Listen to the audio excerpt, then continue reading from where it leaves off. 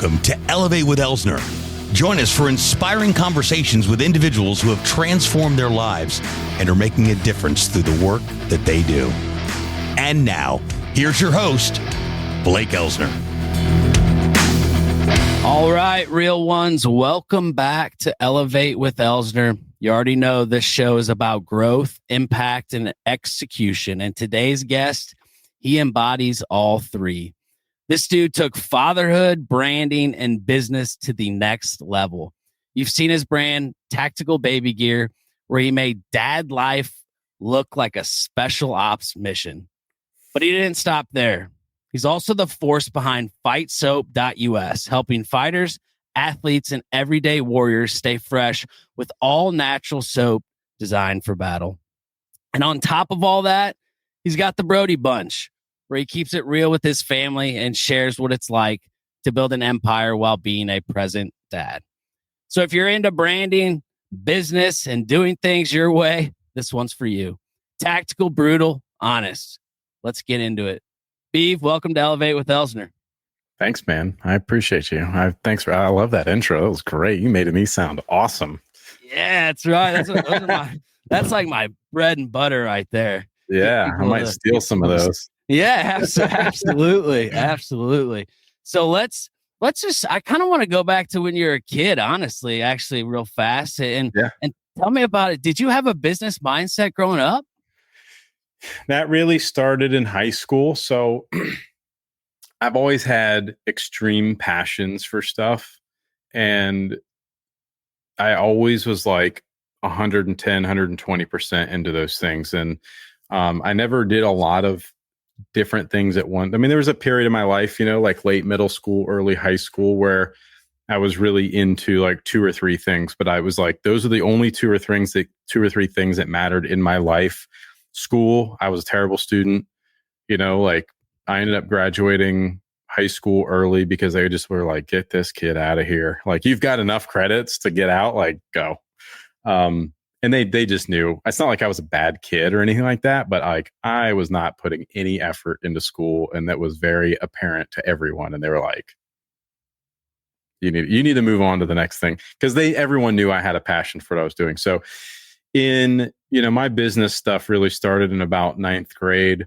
I was really into cars. That turned into a career of mine, and I'll kind of get into that for a second. But I was really into cars, and I was working at a body shop and learned how to paint, and I was learning how to work on engines and doing all these things from some other buddies of mine, and had no real like professional training. But I was fucking ninth grade, right? Mm-hmm. Like, but I was the only kid in school that really knew how to work on cars, and all my buddies had cool cars, and they always needed something or wanted something done, or they'd hit somebody's mailbox Friday night and they need their mirror fixed or replaced, or whatever it was, right? Or it was putting turbo kits on, or body kits, or lowering kits, and that kind of stuff. That was a business I was running out of my parents' garage all through high school, and that, like, everyone just knew me for that, which is where like they were like, all right, get out of high school.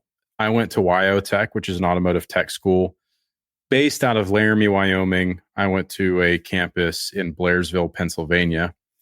And I just that's all I cared about was cars. And so I go through tech school. I crush. That was the only time I've ever done good in school. I excelled at everything in school. I had instructors that were trying to hire me and all kinds of stuff there. And I didn't want to live in Pennsylvania because no thanks. I'm from South Carolina. I'm a tropical person. You know what I'm saying? I don't do this cold weather stuff. So I had a pretty extensive automotive career for about 15 years, and it didn't happen overnight. It was a struggle. When I got out of school, I went directly to working for someone else in their shop, because that's kind of what you do, right? You go to a shop, you get a job, and I did really well. I was making a ton of money. I was really good. I was really fast. And in a world of automotive where you get paid by the amount of work you do, not by the hour, I was fast, I was efficient, I was effective, I was good, and I made a ton of money. And that was, by the time I got done with Wyotech. I mean, I was only 8. I started there when I was 17. I was 18 when I got out of there. And then I was making almost $100,000 a year at like 18, 19 years old. And I thought I was like on top of the world, right? Like, first of all, I had no business making that kind of money at that age because you do really stupid stuff with it. I still do stupid stuff with money. But so I'm thinking to myself, man, if I'm making this much money working for someone else, I'm going to open my own shop. Like, I'm going to do my own thing my way and I'll like really crush it. This place is holding me down, you know? So here's 19-year-old me. I'm like, yeah, I'm awesome. I know everything about life and business and I'm going to start my own shop. And that's what I did. And I was really wrong about all of it, right? I went to making no money, but doing everything I loved to do. I didn't have to work on Mrs. Smith's Cadillac that had a squeak or an oil leak anymore. I was like building like really cool custom stuff and hot rod stuff and high horsepower race cars and all kinds of stuff. And it was awesome. And I loved every second of it. And I didn't care that I was working 20 hours a day and got no sleep and any of that stuff. I just loved it. So that goes on for years and years. And, you get through some ups and downs and that sort of thing. And we ended up having a lot of success. We ended up building cars that set world records for selling prices. We built stuff for like A-list celebrities. We did all kinds of stuff that was featured in magazines and that kind of stuff. And then it was like kind of at the height of that career. Well, not even the height of that career. Somewhere within there, I start having kids. All right. And this is where we kind of lead into tactical baby gear. So I'll stop and let you kind of pick apart anything you want before we get into that journey. Otherwise, I'll just keep talking. You keep talking. I love this because obviously, making $100,000 at 18. I'm assuming this was in the early 2000s. This would have been 2003, 2004. So that's I can't imagine if I was that age making that money. I would have been doing some crazy things. I did some good things too. Like I bought a house, my first house when I was like 19 years old, and I was really fortunate to be able to do that then because I got in at a really low price and I held on to it for, 10 or 12 years, sold it when things were good, bought another piece of property, stayed there for a while, made a bunch of money on that, bought some other property. So I ended up accidentally making a ton of money in real estate, to be honest. Like it was never my goal. It just happened. And I was like, all right, well, I just made another $400,000 on that deal. Sweet. So you had to so back from the real estate side, it's just funny because everybody, it seemed to, the past 10 years seems to make money off real estate. Now being in real estate, it's, I think, going to flip a little bit as, things are a little longer. Listen, over the last 10 years, if you lost money in real estate, you were fucking up, dude. Yeah. That's what I go. You better be careful on some of these classes you hear because it's a little different now. Today's world. But no, yeah. So going back to, so did you decide to sell that business? And, you decide, obviously kids came in the mix, like you said, and then. Yeah. So within that journey, I meet my wife. We have our first child. It was a girl. And, we live, like I said, in South Carolina, Hilton Head Island specifically. It's like a resort island, really nice. It's a tourist place. Lots of vacationing happens here. And so she worked at a business that was very driven by tourists. So she worked late nights till sunsets, and she's working till 10, 11 o'clock at night sometimes. And so that meant I had our daughter, all evening, right? I would shut down my shop, 5:30 or whatever it was, go pick up my daughter from daycare, get her home. We'd do dinner, we'd do bath time. I'd put her to bed, the whole 9 yards, and my wife get home at 11 o'clock at night. And, any errands I had to run, I was, taking her to the grocery store and going to Target and getting this and doing that and whatever I had to do. It was just, I don't want to say it was like a single dad, but if you imagine life as a single dad, is like you and your daughter all night, every night, because your wife's at work. So it was just me and her a lot. And I was carrying my wife's diaper bag all the time just because it was just like, well, that's just what you do. Your wife got this bag at the baby shower, and that's the diaper bag, and it's purple because we have a daughter. And like, that's just what I'm stuck with. And every time I picked it up, I was just kind of like, I really hate this bag, but like, this is the diaper bag. So like, whatever. And a lot of times I found myself like just kind of leaving it behind. It's like, I don't want to take this thing with me. This thing sucks. Or I'll leave it in the car. I don't need to bring that in the store. But my buddies are in there. They might see me. I might, you know what I mean? Oh, yeah. They're like, I don't need to take this thing in the grocery store. It's fine. And then my daughter would like blow it out. And I'd be like, fuck, I should have brought that with me. So anyways, a couple years goes by. My wife's pregnant again. We find out it's another girl. And in that moment, I was like, son of a bitch. I got to keep carrying this purple bag around. I do not want to do this. So I'm like, I'm buying my own bag this time. Like, I've got this kids more than not. Like, I'm getting my own bag. So I go to try to like start shopping for a bag for myself, and like nothing existed. And this is 2013. So 12 years ago. And I'm like on Google, like this is like pre-Amazon, like, I'm on Google, cool diaper bags for dads. Okay, nothing there. Men's diaper bag, nothing there. And it like this stuff that would pop up is like a gray or a black version of like your wife's diaper bag, and it still just looks like a diaper bag. And I was like, man, these really suck. Like, this is not me. Like, I'm a guns and gear guy, right? You see all these guns behind me. I'm like fully tatted. I'm like, these things, like, I want something that's me, So I was like, screw it. I'll make a bag, because in my background in automotive with cars and all that kind of stuff, we did a lot of upholstery. So that's where my sewing, and it was something I learned at school. And I had sewing machines and all that stuff. We did some upholstery. And so I was like, well, I'm just going to make a bag. So I did. And then it was like, oh, I'm going to make a tactical diaper bag. That's the kind of like the stuff I'm into and those sorts of things. And then my buddies see it and they're like, dude, that thing's sick. Will you make me one? And I'm like, yeah, of course. Every dude feels the same way. Like, especially like this other like segment of the world. It's like the guns and gear guys who have little girls, and like none of us want to carry some flowery frou-frou diaper bag, really. Like, well, most of us will step up and do it because that's like, you try to be a good dude and try to be a good dad and all those things. But like in the back of your mind, you're like, this thing kind of sucks. So I developed that, and my buddies all want one. So I'm like, yeah, this is a good like side thing. Like, because I had plenty of time for a side business, right? I got 2 kids. I got a car shop that I'm like working 1 million hours a week in. And my wife's working all the time. Like, I have plenty of time for another business. And so I started this like side tactical baby gear thing. And I like went on Instagram and got a handle. I went to like GoDaddy, I think, and bought the URL, and went on LegalZoom and like started the business. I didn't listen. I can't express to you how broke I was back then.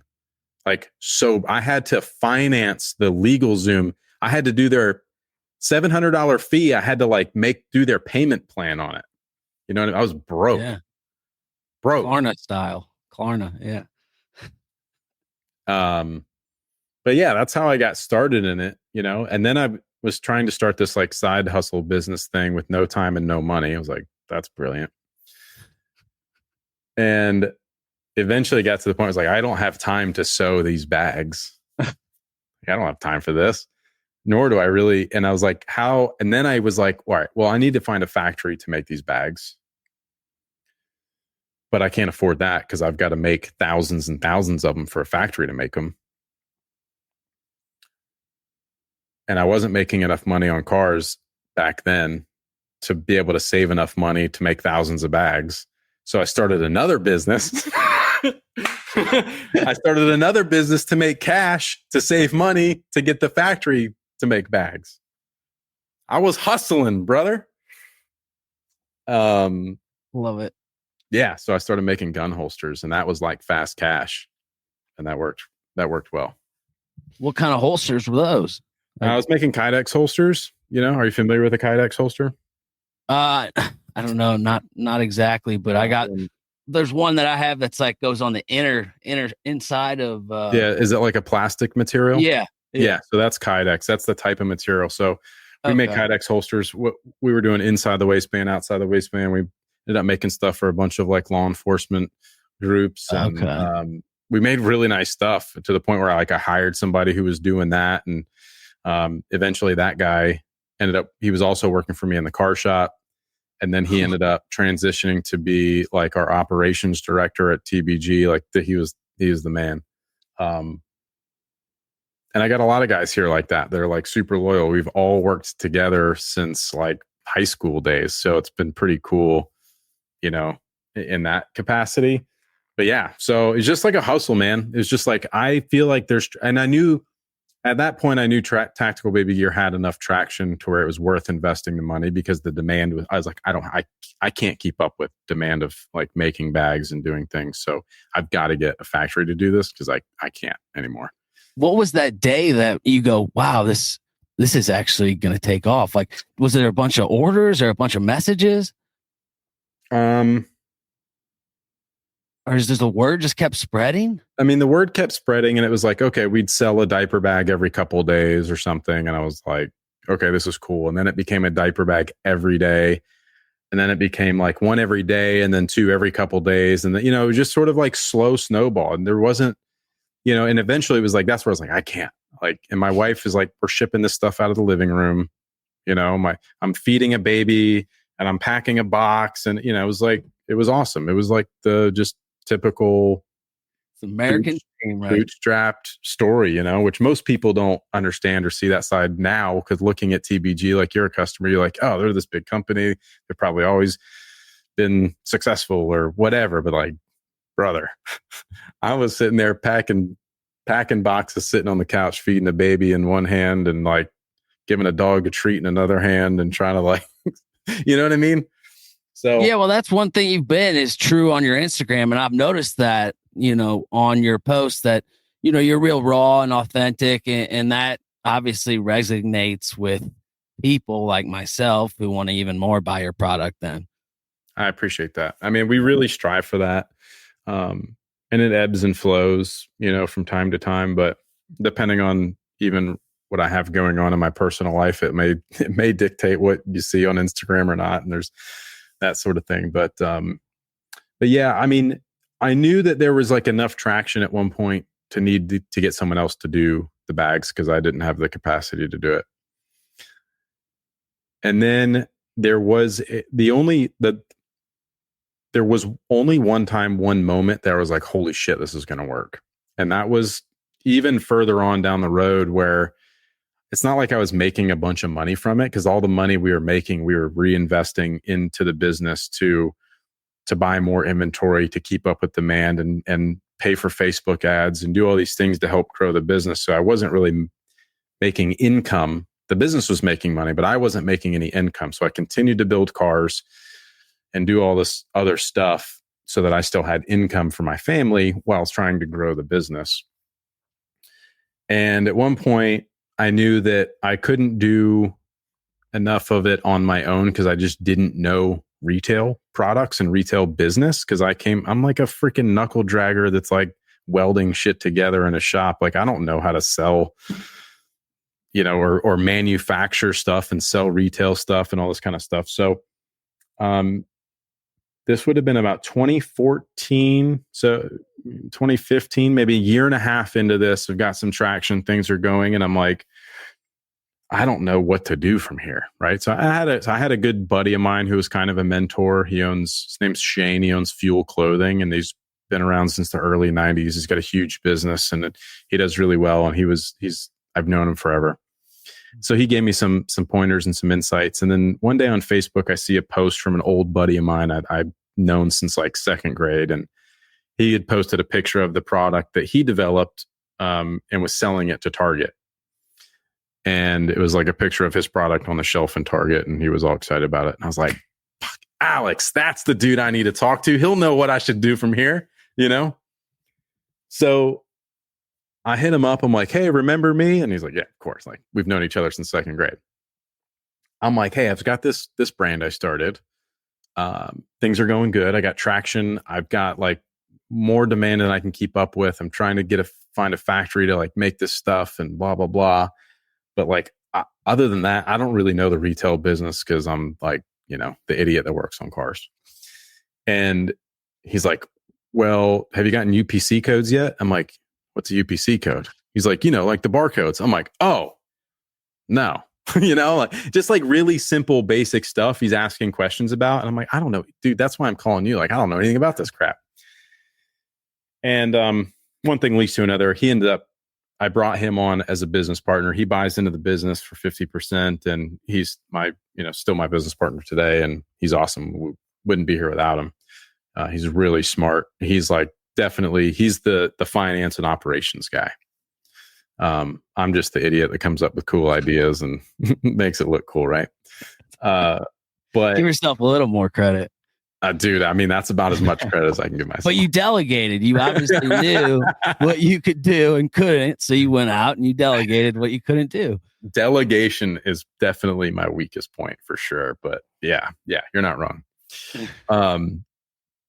Yeah, man. I mean, he's on the shelves at Target. I mean, that you couldn't think of a better person to go to. Yeah, I mean, he's Target, Macy's, Urban Outfitters, Total Wine, like all these big box retailers he was selling to, and that was his business for a while. And it turned out he was having some issues within his business because he had a business partner that was like stealing from him, and there was a bunch of issues. And the timing actually worked out really well because he was like, that's how he became a partner. Was like, I'm ready to get out of my business because it's a kind of a mess and it's this guy stealing from me, and like I'm just going to sell it to him and let's go with TBG, kind of a thing. That's the short version of it, but that's pretty neat. So things happen for a reason, right? Yeah, for sure. So he's a lot of the driving force of what really structured us as like a real company and a real business and that sort of stuff. And he took on a lot of the stuff that I'm not good at and don't like to do, which allowed me to continue to work on cars while we worked on manufacturing and all this kind of stuff. And then eventually things get good enough to where the income from TBG was like far exceeded the amount of money I was making on cars and that kind of thing. And I was like, this makes 0 sense for me to be working on cars anymore. So, the stuff that we build, it used to take, it was like 6 or 9 months to build some of these custom cars we were doing. So we just quit taking on customers. A couple of us stayed in the shop and just like finished out a few of these cars that ended up being some of our coolest projects. And some of those were like the ones that got featured in magazines or set the world record at Barrett Jackson, and that kind of stuff. So it was kind of cool because I went out with some of these really cool things at the very end. And I was like, peace, I'm out. And then just went all in on TBG, whatever year that was, 2016, maybe something like that. But that's impressive because I mean, obviously what you built with this car business and then going out with such a ginormous bang going, well, gosh, I got to leave this. I'm setting records and I got to leave this behind to go full throttle into TBG. Obviously, you knew that like you said, tactical baby gear had just taken off, that there was no need to turn around. Yeah. I mean, I had been doing it for a long time. At that point, it would have been about 12 or 13 years. And about 13 years, I was pretty burnt out. You know what I mean? Like I was happy to not work on. I was like, if I never see a car again a day in my life, I'll be happy. Like that's where I was mentally. It was just so physically exhausting, and it was just dealing with these customers and problems and issues and whatever. And I was pretty over it. So, and TBG was just like on a freaking streak, and I was like, I'm the bottleneck. If I keep working on cars, like I ain't doing TBG, and then if I'm not doing TBG, like it all falls apart. So like, screw these cars. And I didn't want to see a car after that for a long time. Now I'm like trying to find every excuse I can to go back out in the shop and work on a car. Naturally. Right. Yeah. Well, it's fun again because it's a hobby. It's not business anymore. It's a hobby again, so it's fun again. But it's kind of like when when they say your mind and heart have to be in it, and when your heart escaped it the first time, you're just not fully in it. Now it's like you say, it's a hobby, and you kind of want to dip your toes back into it. But it's kind of cool to think that I always thought TBG started with a carrier, but it started with a backpack. It actually started with a shoulder bag similar to the Deuce. Yeah, it was just like a shoulder bag. I didn't know how to make a backpack back then. I'm an idiot. Crap. Yeah, that's right. Yeah, it started with just a simple like over the shoulder bag with a bunch of MOLLE webbing on it, and then we made little pouch attachments for it. So everything was a pouch back then. The bottle pouches and wipes, like everything was just a modular pouch until I figured out like how to really. Actually, it wasn't until we got a factory. I still make all the prototypes and that sort of stuff here. But I didn't know how to make a sophisticated bag back then. You know what I mean? I had to learn that kind of stuff over time. But yeah. Well, one of my favorite products that you have that I think I want to wear it every day is that fanny pack. That is the most functional. It's like a minivan. Like, I mean, literally, it's the most functional thing you can ever wear. I'm like, why do we not wear these like every day? Like, I mean, everything you could possibly have. You don't have to have anything in your pockets. It's cool. You can put a patch on there. I mean, you combine that with a backpack and a carrier. You don't have to. It's instead of buying back your time, you're buying back your hands. That's right. I mean, so what? Go ahead. What? Yeah. What? I know you got the whole fight sub too, which we'll get into that after. But what kept making you want to just continue that tactical baby? You just kept nerding out on products and prototypes. Just kept drawing. Yeah, I mean, I had such a love and a passion for it, and it was just taking off. It was just like snowballing. Revenue would just double every year. So you'd hit $1 million, and $2 or $2.5 million, and $5 million, and $8 million, and $10 million, and $12 million. So it was just like you kept making money, and it was just like fun and exciting and new products and all this kind of stuff. And just like, what is there to not like about it? This is awesome. Like, this is great, and it's a grind for sure, but like that's what we do, right? Especially when you have a passion for it. I mean, that's what you were talking about a second ago. And so many people in my career, whether it was cars, and I think that's why I led with when I was a kid, I had these passions, but I would do them at like 110, 120% all in, which my parents always supported. They're like, well, we're not going to stop you from doing this. Look how amazing you're doing with whatever that is. And it's the same with these businesses where the car business, my parents supported me. They were probably like, you're an idiot in their heads, but they were like, go for it, and they always just like believed in me and pushed me and supported me with whatever it was. And I think it's that passion, right? The people are always like, how do you have the energy to keep doing what you do? Whether it's the car stuff or the holsters or the baby, like whatever it is, it's just like, I love it. Like I just have a passion for it. And that passion creates the energy to keep going. No matter, even if things are shitty, it's like, I still love it. It's still fun. It's still awesome. I'm still on a mission to save the world one dad at a time, So, yeah, I mean, you just gotta love it. You gotta have that passion for it for sure. Yeah, well, that's one thing you do, and I noticed, like, you keep up with products, like, and you're always thinking of new things, and also, like, I've noticed you're willing to push things, like, if obviously something's not selling, you're like, let's put it on sale, let's get it out, let's think of something else, and you have to, yeah, you're always a kind of on the fly, but as a business owner, that. Yeah, you're always on the fly, but you're always like, okay, because you're also thinking about business growth, and you don't want it to die. You don't want it to turn off tomorrow. So it's like, all right, where's the market going? What is the trends? What are, where do we see TBG going? We read comments, we take those kinds of things into consideration and feedback from this or that. And it's like, okay, well, we're really cornered in the market. I'll give you a real example here. Really cornered in the market with like very tactical baby gear stuff that's like, the comments are, well, my husband wasn't in the military, so I can't buy this. I'm like, yes, you can. Just because, like, you can absolutely buy this and you can use it and wear it and whatever. Those kinds of comments, or the people who are like, oh, this is so military. You're so insecure. You must have a small penis, all these kinds of things.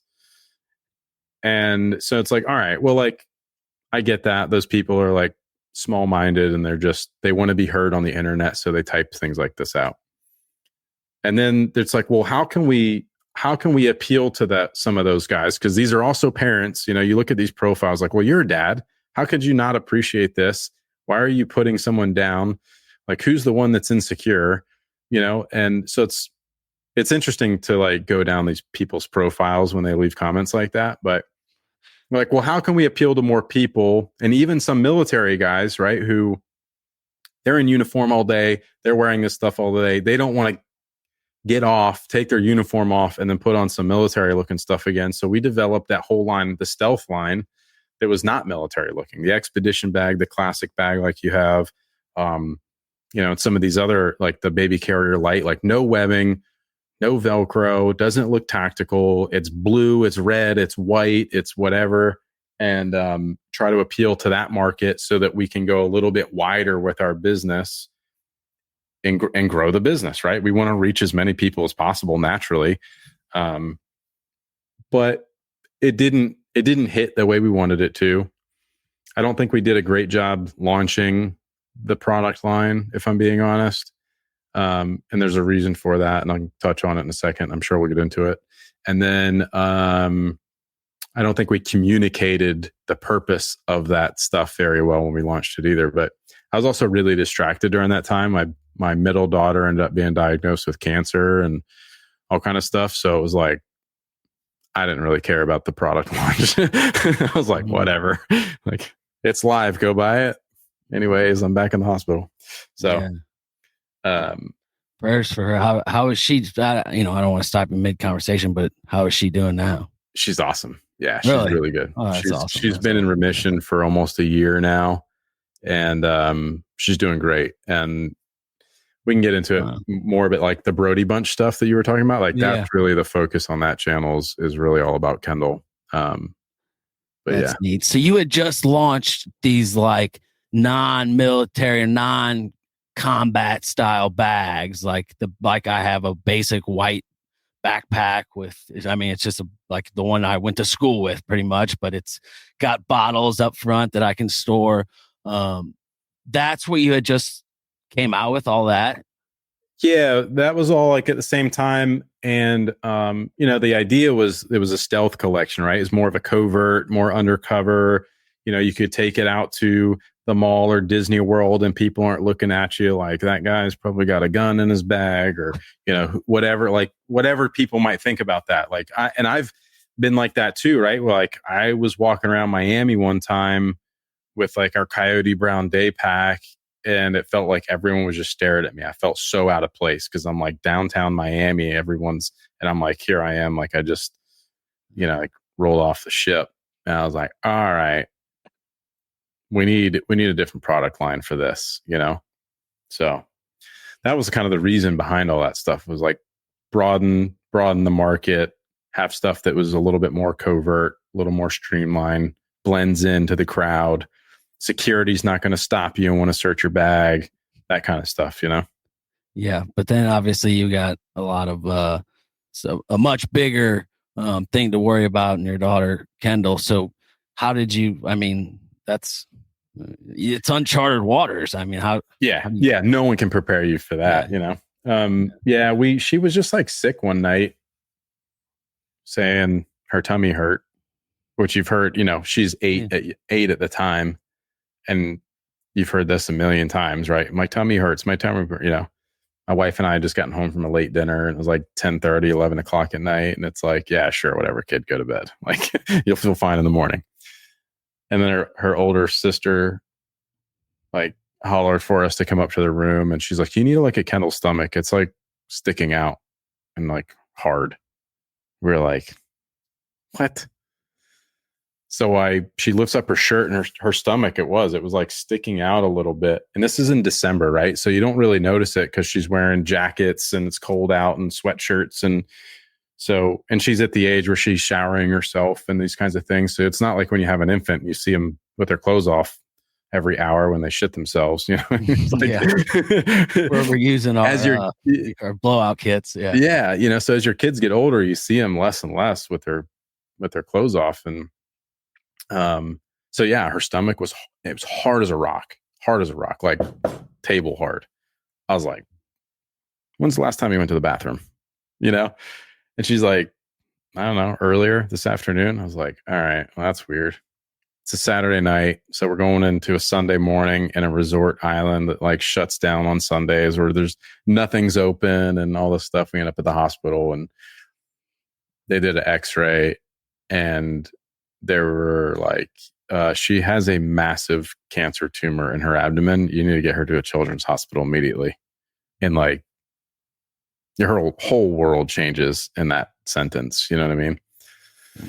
So that was crazy and heartbreaking and devastating and like a million thoughts running through your head every minute. And you're just like, I'm calling my wife to tell her what's going on. Of course, she's breaks down. She's crying. I'm trying to keep her calm, talk her through what she needs to do to get to the hospital. Of course, we had a third child at home by then who was like a year old at the time. So it was just like crazy trying to sort all that stuff out. And so that was a 2-year battle. I won't go into all those details because I'm sure not everybody cares, that much, but it was the craziest 2 years of our lives with every up and down you can imagine. And scary stuff, lots of like tons of different treatments, a bunch of different surgeries, back and forth to New York City, trying to find to deal with like the world leader in this cancer. And the surgeon there was like just crazy stuff. And a lot of incredible things happened just because we were sharing the story and being able to get connected to people who we would have never otherwise gotten connected to. So that was incredible. And that was through the TBG community, right? When I first put this out there, it was like one thing got to someone who called me, who ended up within a few hours. I was on the phone with like the world leader of this cancer, and it was awesome. But yeah, she's good now. She's been in remission for almost a year and she's kicking ass. That's awesome. Yeah, that's she's definitely kicking ass. I mean, and the whole time, you sit there and meanwhile, you're still launching a product. You're still having to, Yeah, I mean, I worked through it for 2 years. I mean, I'm still working through it. I was just at the hospital on Wednesday doing checkups and scans and all that stuff with her. Wow. But to be honest, work is the thing that kept me sane. Like when everything else is like just chaos and out of your control and you don't know if your daughter's going to make it or, all these kinds of things. It was like the one constant and the one thing I could kind of control a little bit was the work I was doing.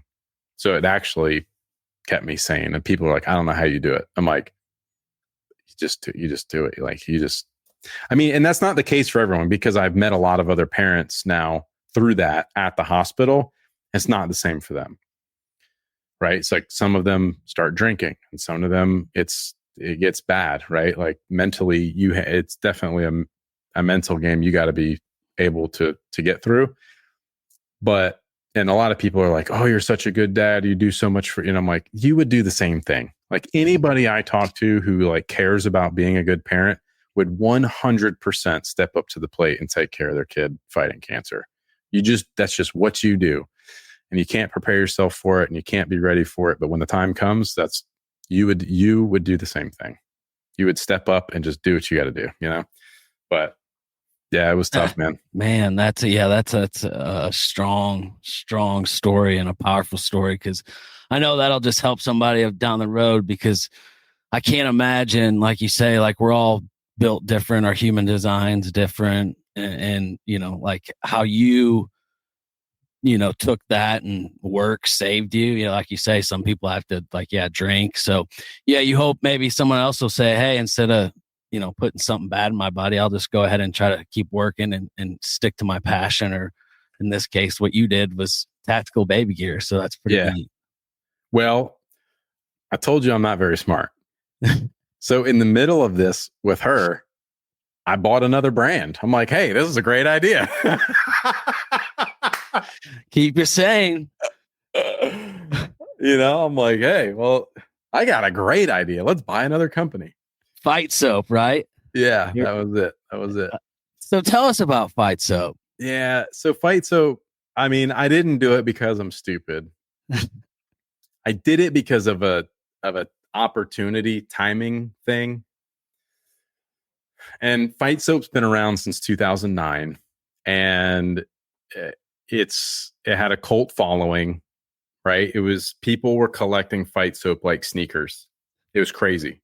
I, myself included. I was a big fan of the brand.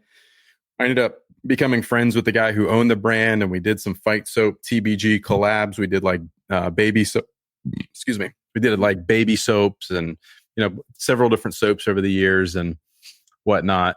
And well, I'll show you these examples in a second. But his business kind of fizzled out and faded out because he went through life and he had some kids, and then he got a divorce, and then he was going through all this stuff, and he just kind of let the business go. So for a couple of years, I'd harassed him. I'm like, hey man, why don't you sell it to me? Why don't you sell it to me? He's like, no, I'm not ready to let it go yet. Well, I'm like, you're not doing anything with it. Sell it to me. Let me revive it. And he's like, yeah, man, I'll let you know. I trust you. A lot of people have reached out, and I know what you guys have done with TBG, and we're close friends. And like, I know that you'll do the right thing with it. And, so if I decide to do that one day, I'll let you know. So every 6 months or so, I'll be like, hey man, you ready to sell it or what? And that was one of those things where he like some communication back and forth. He's like, hey man, let's do this thing. And I was like, cool, let's do that. And then I think my daughter was diagnosed. So I'd kind of already been like harassing him for like 2 years. And then he was finally ready to sell it, which probably meant he needed some money. And I was like, man, if I say no, someone else is going to buy it because he's trying to unload it now. So I kind of have to I got to get this. So I bought it and just sat on it for a little while I dealt with some stuff. And then my brother, who was working for us at TBG, had kind of had enough of TBG stuff. And he was commuting a lot to come work with us and that sort of thing. So he and I bought Fight Soap together, and he runs Fight Soap now in Charleston, South Carolina. But we've taken it and we've done a lot more with it, right? So we've introduced a bunch of new products. It's an all natural hygiene products, right? Bar soaps, body washes, gear spray, foaming hand soaps. We're constantly adding different stuff. We're playing with different formulas, trying to solve different problems with hygiene without all of the bullshit and all the chemicals and all that stuff. And it's just, we have a funny saying that like not all soap is clean, and it's true. I mean, so much of the products in the aisle or in your bathroom have so much chemicals and bullshit in them that it's like, it's scary to be honest, because even though some of these products may only have a little bit of a bad chemical or product in it, you're rubbing this stuff on your skin and in your hair and wherever, all over your body every single day. And that small amount adds up. So like over the years and years and years that you're using these products, I mean, you've introduced an enormous amount of chemicals to your body. So, which is obviously very close to my heart with my daughter and having cancer and us being hyper aware of the stuff that's in the things we're using, especially somebody like her as a girl who's like 11 now and, is playing with makeup. And I'm like, what's on that? What's in that makeup? Because anything you put on your skin gets into your bloodstream. Anything you're putting in your hair gets into your bloodstream. So there's a lot of crazy stuff in these products. But so we go super natural. We just released, this is our most recent limited edition drop. Not to get any kind of political in here or anything, but we did a Trump. We called it the POTUS pack. So we did a Trump bar, which is a gold bar because Trump. Oh yeah, it's got to be gold, right? This reflective gold labels and in his name and that sort of thing. And we had a lot of fun with these. We did a Vance bar. All natural too. Look at that. Yeah. So things like this, right? Right now, red dye is obviously on the chopping block for good reasons. Red dye is so bad for you, but this doesn't have red dye in it. The red from this comes from dragon's blood oil, which is a tree that you find in Asia. So dragon's blood is so good for your skin. It's really great for healing stuff. It's good if you I get all red rashes in my face. Gets rid of skin irritations, rashes, that sort of stuff. So all of the colors that you see in these bars are natural colors. Like this green, for example, this was our tattoo wash. So after you get a tattoo, for that week, you're washing your tattoo to keep it clean. So 100% natural stuff in here. The green in this comes from chlorophyll, which is what makes plants green. It's got aloe in it. It's got eucalyptus in it. But it's natural scent, natural color, natural everything. So good for you. And it works amazing. I feel like so many natural products got such a bad rap for a long time because people would use natural deodorants and they didn't work. And you still smell like a stinky old hippie, and you're like, what?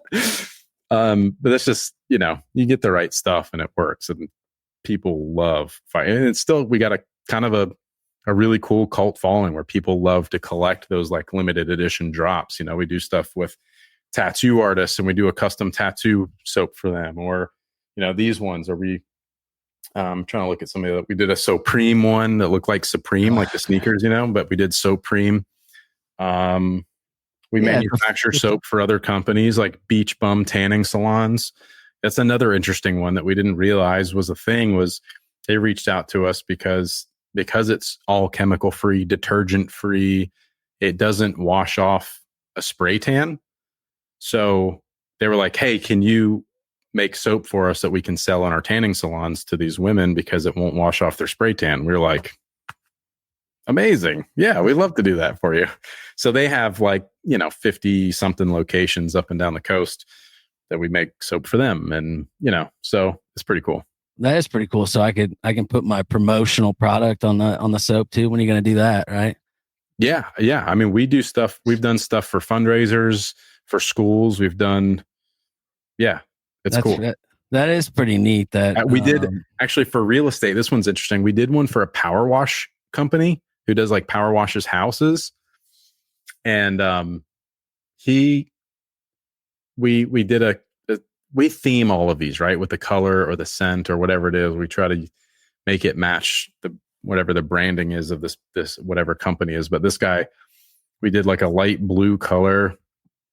So it kind of looked like pool blue, and had a really fresh, clean scent. And then he takes it to all these realtors as they put in their little gift bag for someone when they buy a home. So when they need a power wash, they have this nice little bar of soap that's got his company on it and how to reach him and a QR code. And it's it smells good. It looks nice. So hopefully that drives business for him. Right. So yeah, that's smart. I mean, what's interesting is that I kind of think back to your beginning, your background of products of cars and working on cars. And I'm sure, as a car guy, there's probably only certain products you'll put on cars. Right. And in a way, I feel like this kind of came back around into the soap world because you only want to put a certain, product on your body. Right. Because you don't want to tear the paint. You don't want to tear off your skin. Right. Yeah, no, you're right. I never really thought about it that way. But you're right. And I think it's just, I probably, without being educated on how bad these products are for you, I mean, forever, nobody cared. Even now, most people don't give a shit. They're like, oh, it's all natural soap. They're like, whatever. Does it smell good? Which is the hardest part of our business. The hardest part of our business is that most people want to smell the soap before they buy it, because what do you do when you're walking through the store? You're like, oh, I need some soap. And you pick one up and you're like, oh, that stinks. Next one, well, that smells pretty good. And then you're like, what is it? How much does it cost? And it all starts with what it smells like. So figure that one out over the internet, Yeah, that is kind of funny. I'm going to start sending out scratch and sniffs. Scratch. Yeah. No one ever goes, yeah, what's in that soap? Just the smell. They don't. Now, with guys like RFK and, all the different information and education that's coming out in the world today, whether you agree with any of these people or not, the science and the data backs up the fact that there's a lot of shit in the things that we use and consume that are terrible for you that you just don't want anything to do with. So that's becoming more and more apparent, and people are going to be paying more attention to that kind of stuff moving forward. But it's a tough business. Yeah, it's kind of like that red dye. Like I never really thought about it, but then all of a sudden, like, wait a minute, they're going to actually ban it. Well, now I better actually think about it. Like, you know what I mean? It's like, well, we can get ahead of the game, right? Like, yeah. We'll get ahead of the game with this soap, and before all the stuff gets banned, might as well get ahead of the game with all natural soap. I mean, that makes complete sense, right? Mm-hmm. So no, well, I really, really appreciate you coming on here and sharing your story, and obviously I'll be praying for Kendall, because that's the biggest thing. That's bigger than any business you've ever built. So, Kendall was the one that made me start Tactical Baby Gear. She was the second daughter that I was like, all right, I got to start. I can't do this diaper bag thing again, right? So Kendall is pretty special, to the world, where she gave us Tactical Baby Gear. She's inspired so many other kids and people through our Brodie Bunch channel, like a YouTube channel that really has covered her whole story for the last several years. And we were doing like weekly vlogs on that stuff and all the different complications and things. And like, people love Kendall. She's got a huge following, and she's just inspired so many people. So she's done a lot of positive stuff in the world for sure. That's really awesome, and that's something we didn't really touch on the end. Is you got the Brodie Bunch and other Instagram that you can follow. So obviously you can find Tactical Baby Gear anywhere, just about any ad. You'll probably see an ad pop up after you get done listening to this, because I get to see the ads every day. This guy going through the bags. So yeah, Tactical Baby Gear, fightsoap.us. You can find him on Instagram, Facebook. Any of these. He's also got a podcast. That was one more thing I was going to say. You got an Ultimate Dad podcast, which is pretty cool. I listened to it today, and you got good information on that as well. So I appreciate you coming on here. Yeah, man. Thank you. I really appreciate you. Any last things, any last word for anybody to, any specific product you want besides obviously some fresh soap? Maybe a like I said, that fanny pack's my favorite, but yeah, that's a good one. No, I don't want to push any product here at the end of this. I just want to say thank you. And the people who are listening, I think I just want to emphasize to really chase your passion, to do the things you love to do, and don't chase it to make a quick buck. I mean, there's a time and a place for that, but ultimately, like, you got to do what you love to do. Heck yeah. I appreciate it. All right. Until next time, one love. Thanks so much for tuning into this episode. We sure do appreciate it. If you haven't done so already, make sure you're subscribed to the show wherever you consume podcasts. This way you'll get updates as new episodes become available. And if you feel so inclined, please leave us a review and tell your friends about the show. Until next time,